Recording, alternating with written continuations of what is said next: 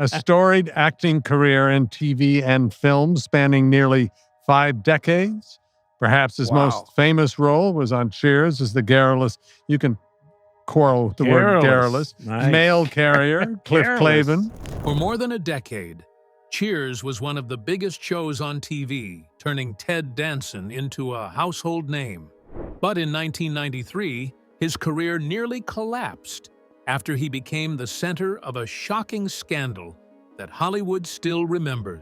It all began with his controversial appearance at a celebrity roast for Whoopi Goldberg, which caused huge public outrage. So, was it just a joke or something much worse? And what happened to the rest of the Cheers cast? Join us as we look at their unbelievable transformations then and now. Ted Danson. Ted Danson didn't just play Sam Malone. For more than 10 years, he was Sam Malone.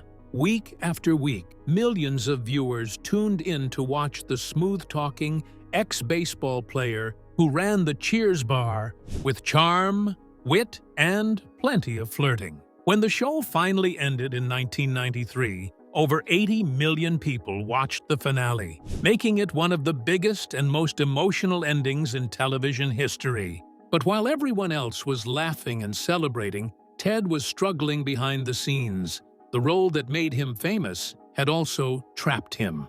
He felt stuck playing the same womanizing character over and over, and deep down, he wanted to move on. By the time Cheers ended, Ted was 45 years old, and life wasn't going smoothly. His marriage had ended in a painful divorce, and his high-profile relationship with Whoopi Goldberg had just fallen apart. Then came one of the most controversial moments of his career, the Friars Club roast, where he appeared in blackface as part of a joke between him and Goldberg. She defended him, but the public outrage was instant and intense.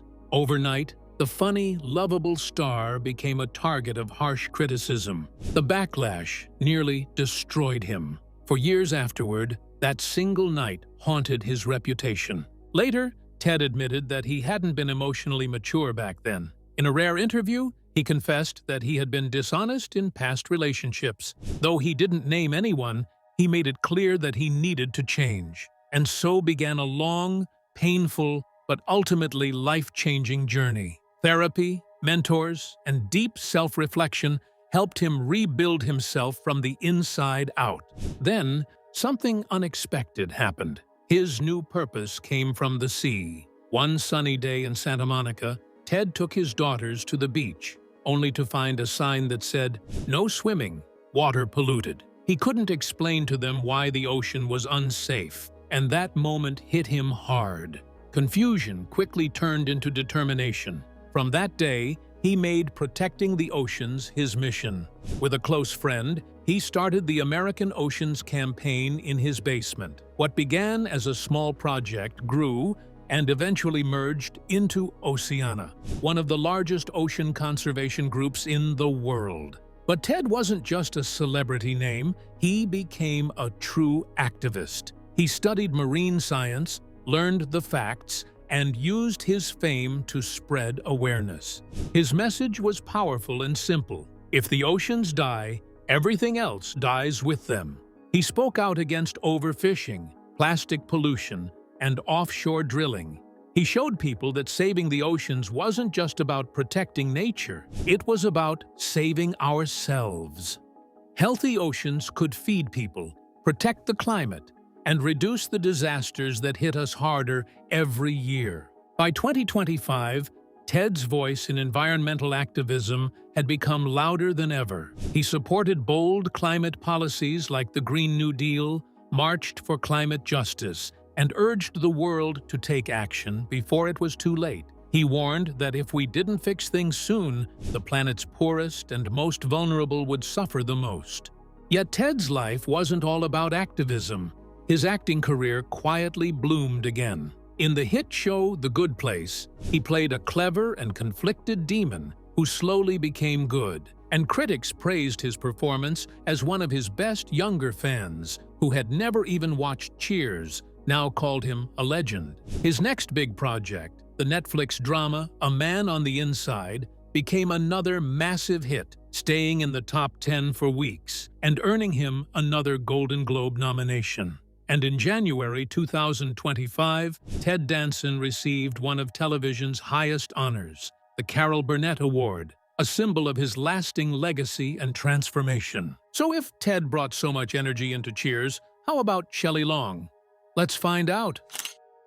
Shelley Long lit up the screen as Diane Chambers, the intelligent, witty waitress whose sharp humor and bookish charm made her unforgettable. From the very first episode, she stood out. She spoke like a poet, carried herself with elegance, and brought a unique spark to every scene. For 5 seasons, her back-and-forth chemistry with Ted Danson's Sam Malone gave Cheers its heart and soul. Then, in 1987, at the height of the show's success, Shelley made a shocking decision.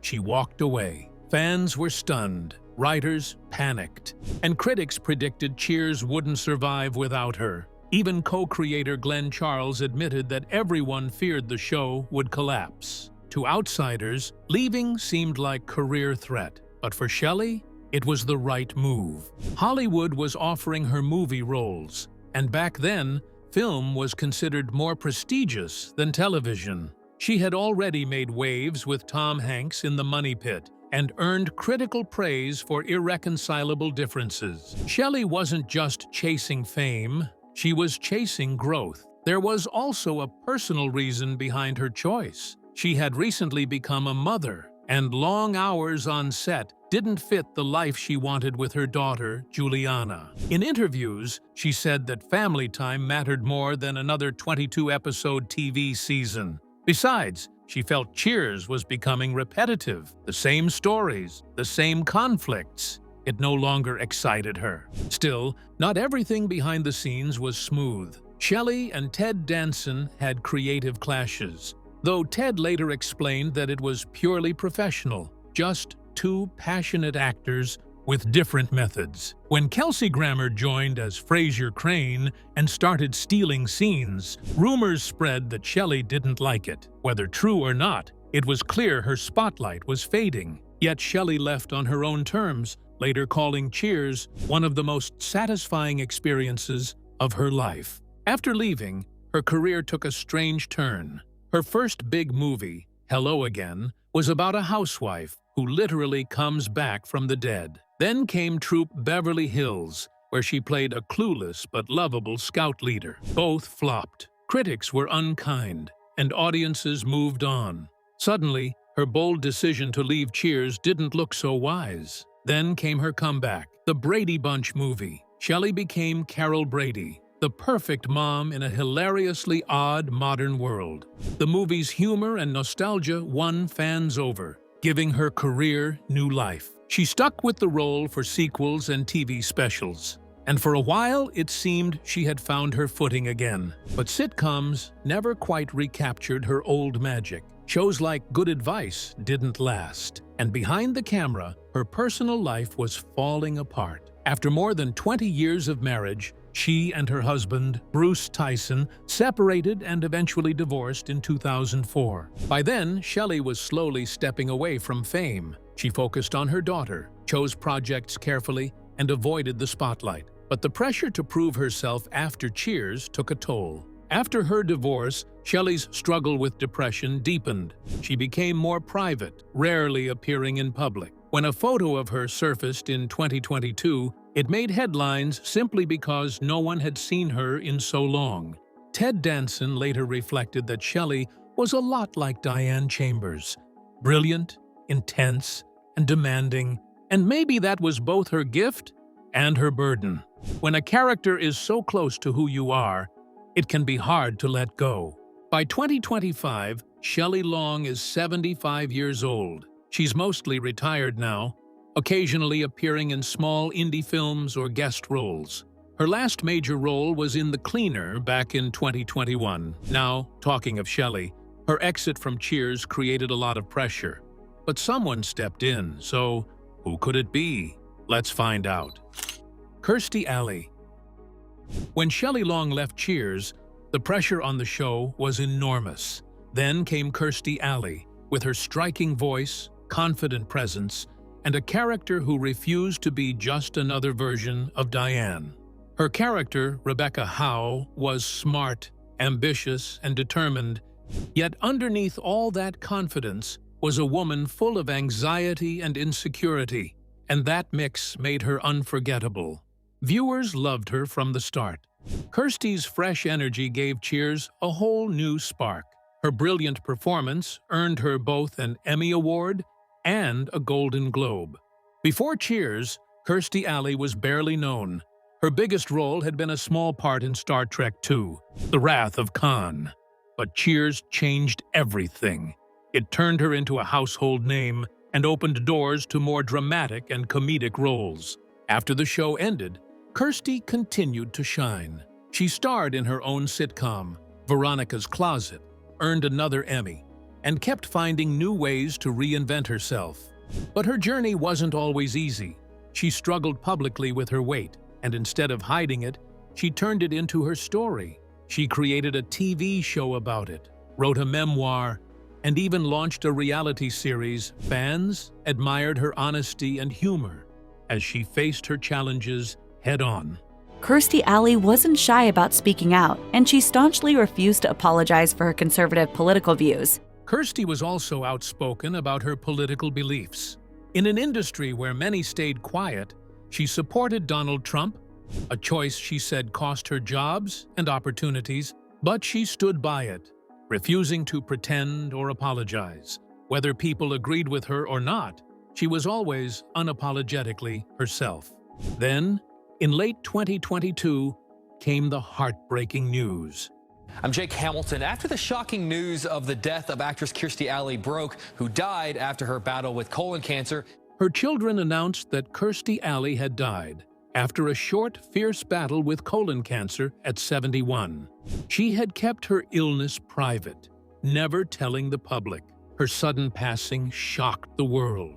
Now, as of 2025, her legacy remains unforgettable.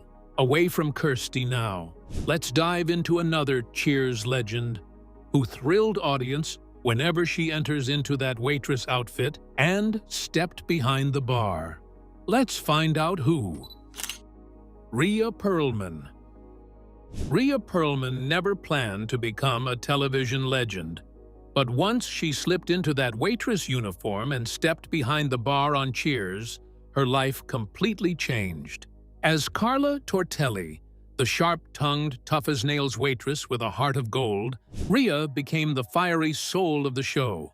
From her very first sarcastic line to her last moment on screen, she owned that role. She wasn't just another supporting actress. She was the spark that made every scene come alive.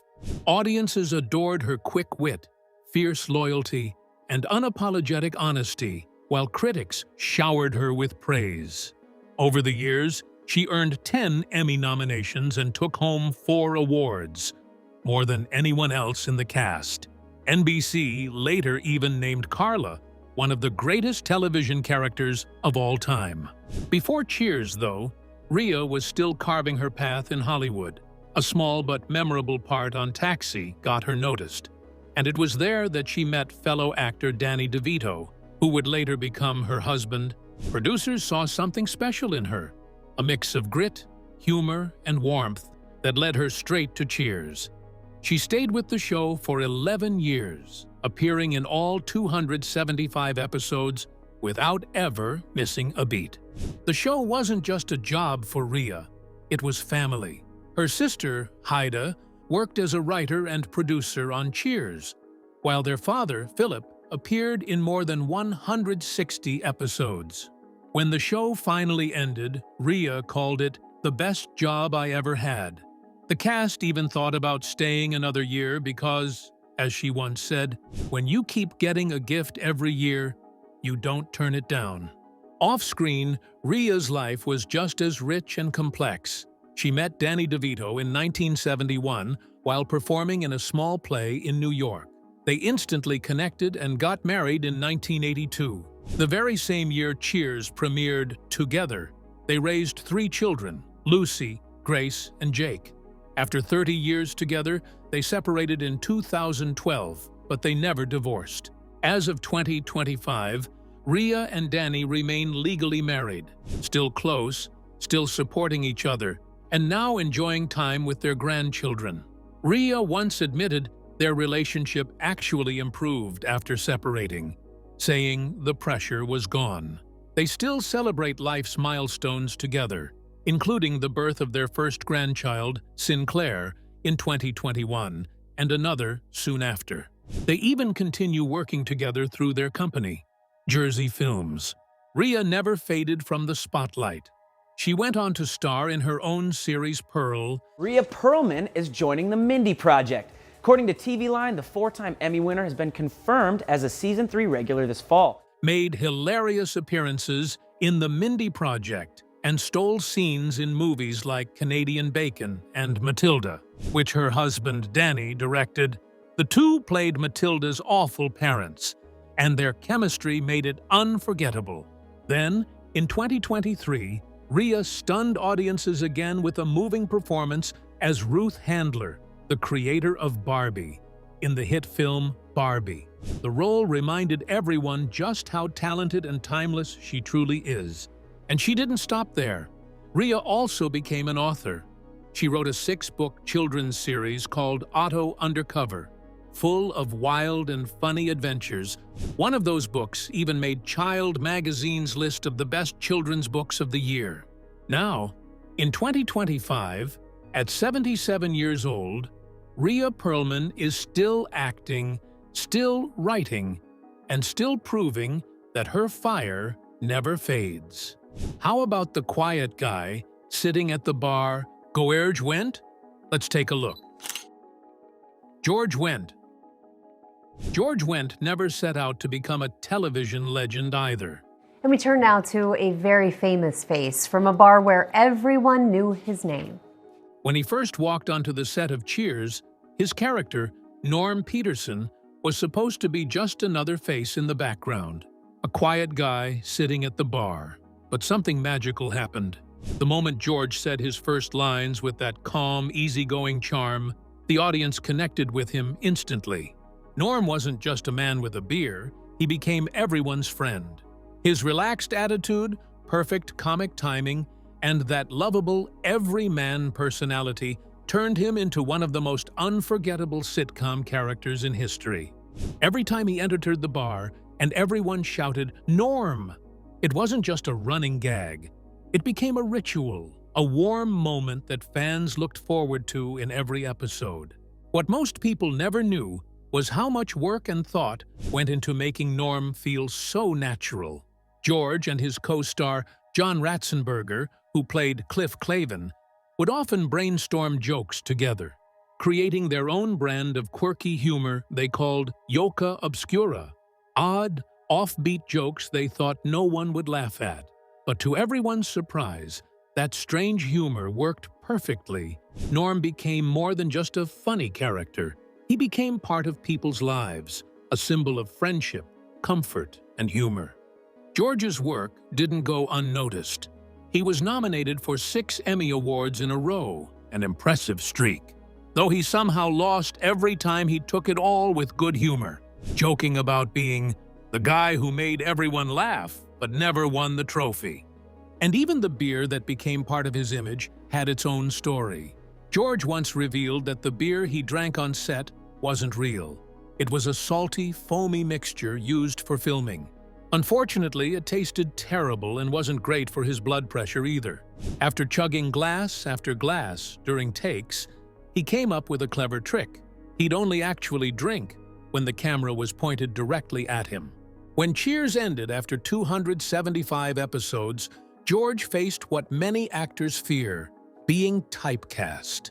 For millions of fans, he was Norm, and only Norm. At first, it was tough. Producers and directors had trouble seeing him as anyone else, but instead of fighting that image, George embraced it. In later interviews, he said he found peace in being remembered for bringing joy to so many people. In 2013, however, life threw him a scare. Just before performing in a major stage production, George suffered chest pains and had to withdraw. It was a frightening reminder that even the most easygoing people aren't immune to life's sudden turns. After recovering, he started bringing more depth to his performances, drawing on his real-life experiences to add new emotional layers to his characters. But George never gave up acting. Even in his 70s, he's continued to appear in television shows, films, and stage plays. Now, as of 2025, George's success has paid off well. His net worth is estimated to be between $25 and $45 million. John Ratzenberger. In the early 1980s, John Ratzenberger was just another struggling actor looking for his big break. When he auditioned for Cheers, he thought he had completely failed. As he was leaving the room, convinced he had blown his chance, he suddenly stopped, turned around, and made a bold suggestion. He pitched the idea of a character, a regular bar customer who always had some random, useless fact to share. To show what he meant, he made one up on the spot, explaining why the Bic Pen Company dropped the letter H from its name. It was strange, funny, and totally unexpected. The producers loved it. And right there, in that spontaneous moment, Cliff Clavin, the trivia-obsessed mailman, was born. Cliff became one of the most beloved and reliable characters on Cheers, appearing in every single season. What started as a last-minute idea turned into one of the show's most iconic roles. When Cheers ended in 1993, many assumed John Ratzenberger would disappear from Hollywood. But instead, he found something far more powerful than fame: consistency. Pixar hired him to voice Ham the Piggy Bank in Toy Story, and from there, he became the studio's lucky charm. For the next 25 years, he appeared in every single Pixar movie, from the abominable snowman in Monsters, Inc. to Mac the Truck in Cars. Fans loved trying to spot his voice in each new release. By 2019, the combined box office of all his Pixar films had reached billions of dollars. Then, just as quietly as it began, the streak ended. No announcement, no explanation. He simply wasn't in the next Pixar movie. Fans still wonder why. But John Ratzenberger wasn't just an actor.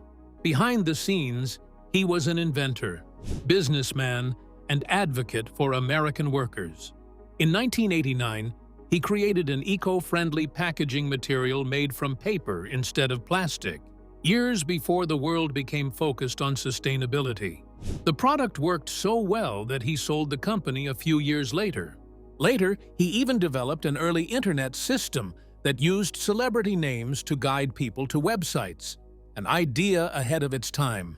But what really set him apart was his passion for everyday workers. He created and hosted Made in America, a show that traveled across the country to show how things were built and to celebrate the people who built them. That mission grew into something bigger. Ratzenberger donated $1 million to support trade programs in public schools, helping students learn practical skills like welding, carpentry, and plumbing. He believed those jobs were the backbone of the nation, just as important as anything in Hollywood, and he worked hard to keep them alive. Away from fame, Ratzenberger lived a much quieter life. He was married for 20 years, had 2 children, and later remarried in 2012. After spending years in London, he moved to a peaceful island in Washington state, far from the Hollywood rush. Though he supported conservative politicians and wasn't afraid to share his views, even when it brought criticism, he always believed that being honest was better than staying silent. Now, in 2025, at 77, Ratzenberger's legacy extends far beyond Cheers. He's become a Pixar legend, voicing beloved characters. Woody Harrelson. Woody Harrelson's journey from goofy newcomer to Hollywood powerhouse is nothing short of remarkable.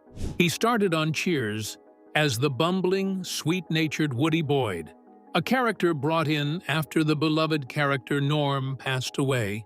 At first, nobody knew what to expect. But soon, audiences were drawn to his innocent charm, his perfect comedic timing, and the way he made every scene feel effortless. That small role, seemingly minor, became his breakthrough. Even while pouring drinks behind the bar, Woody was dipping his toes into movies. His first film was a football comedy with Goldie Hawn, but the big leap didn't come until later. When Cheers ended, he surprised everyone by stepping away from acting for a while. Becoming a father shifted his priorities, and Hollywood didn't exactly roll out the red carpet when he returned. Roles weren't waiting for him. Many would have been crushed by the silence. But Woody didn't give up. Instead, he took a bold risk. He shed his nice guy image and embraced one of the most violent, unpredictable roles of the time, playing a serial killer in Natural Born Killers. It shocked audiences, and that was the point. Suddenly, Woody Harrelson wasn't just a funny bartender, he was dangerous, unpredictable, and a talent that demanded attention. A few years later, he earned his first Oscar nomination for playing Larry Flynt in The People vs. Larry Flynt. That performance silenced any doubts Woody wasn't just acting. He was proving he belonged among the very best. From that point on, his career soared. He moved effortlessly between war dramas, dark comedies, blockbusters, and indie films. The Messenger, 3 Billboards, Outside Ebbing, Missouri, Zombieland, The Hunger Games. Each role showed his versatility, his willingness to take risks, and his ability to completely transform. But off-camera, life wasn't always calm. In 2002, Woody made headlines over a drunken scandal in London involving 3 women. A single mistake that almost destroyed his marriage. Most people would have lost everything, but his longtime partner, Laura, showed remarkable forgiveness. That same week, Woody even ended up in jail after a shouting match with a cab driver. Laura bailed him out, standing by him solidly through it all. In 2024, he starred in Suncoast, a heartfelt indie drama that revealed a softer, more reflective side of him, resonating deeply with viewers. Now, in recent years, at 71, he continues to surprise audiences. Harrelson's career is a vibrant mix of daring roles and real-life adventures. In 2025, he stars in Last Breath, a gripping thriller based on a true deep-sea rescue mission, set to premiere on February 28, 2025. Next, let's take a look at one Cheers' most iconic personality in the person of Kelsey Grammer. Kelsey Grammer. When Cheers ended, Frasier became a cultural phenomenon, and suddenly, Kelsey Grammer wasn't just part of a hit show, he was the face of one. But behind the polished, intellectual, witty persona of Frasier Crane lay a life filled with unimaginable pain. At 13, his father was killed in a violent home invasion. Years later, his younger sister Karen was kidnapped and killed in one of the most brutal crimes imaginable. And the tragedies didn't stop there. His half-brothers died in a diving accident, one trying to save the other. Despite all this loss, Grammer carried on. On the outside, he appeared composed, winning Emmys, a Tony, and acclaim for his voice work on The Simpsons.